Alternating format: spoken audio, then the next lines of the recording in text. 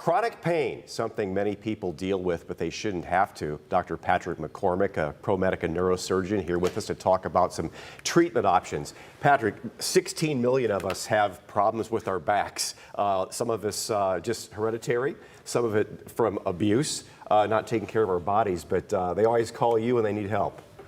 Well, I certainly have met many people that are in that category, yes. First of all, what can we do to protect our spine, our backs, to prevent some of these aches and pains we get? Probably working out, being a little more active, because nothing like a sedentary life makes your whole body to turn on you. Yeah, I think stretching and strengthening is important. And then avoiding things that have obvious risk to them. And if you're going to do them, be well prepared for it and not get yourself in a position where you're going to get hurt easily. How does our neck and spine play together in making us healthy individuals?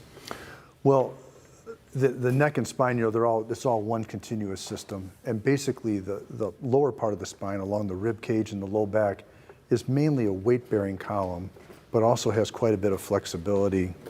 And one of its duties is to distribute the nervous system to the rest of the body.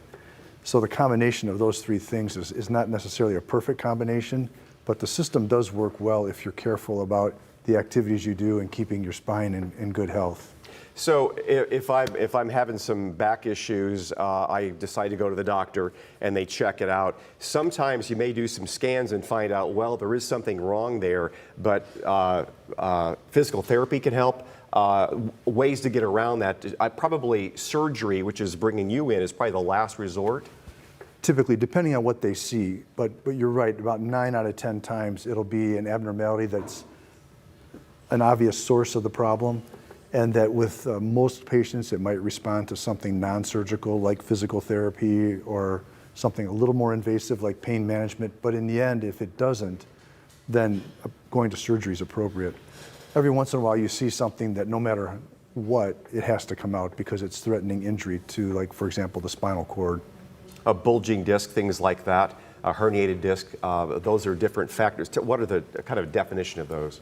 Well, the disc is seen between every two bones of the spine, and it helps the column to be flexible, but it also has the downside of being injured. And when it injures, the material can get into the spinal canal and put pressure on the nerves or spinal cord. A lot of times it's a small bulge, and it can resolve just with time, with exercise, with stretching. Other times it's very large, and it can cause immediate problems, and that would be the one to go to surgery and everything in between. But I would say about 9 out of 10 discs are treated non-surgically, and if they fail, then go to surgery. It's only about 1 out of 10 that would need surgery sort of up front. Then as we age, arthritis can develop too. What, do you have to live with arthritis, or how is that treated? Well, arthritis has many connotations, but in the spine, it's usually a loss of height. The discs start to collapse, and the joints, which are meant to control motion, start to become weight-bearing, and they're sources of pain. And so a lot of that is not reversible with surgery. If it's extreme and it's local, you could do an operation to relieve it with reasonable plan of success. And other patients, you have to find solutions that help control the pain, but not necessarily by restructuring the spine. And that's typically, done with pain management, with medications, and with, therapy, including, off the beaten things like massage and acupuncture. Oftentimes are helpful to people that are in that position. Not out of time here, but the ProMedica Spine Care, what is that? It's a facility now that ProMedica has? Spine Care has been something we've been growing and evolving, and it's an opportunity for people to refer in for evaluation. Even if they don't have a referring doctor, they can come and have a comprehensive evaluation, and if they need treatment, we would, of course, take care of that.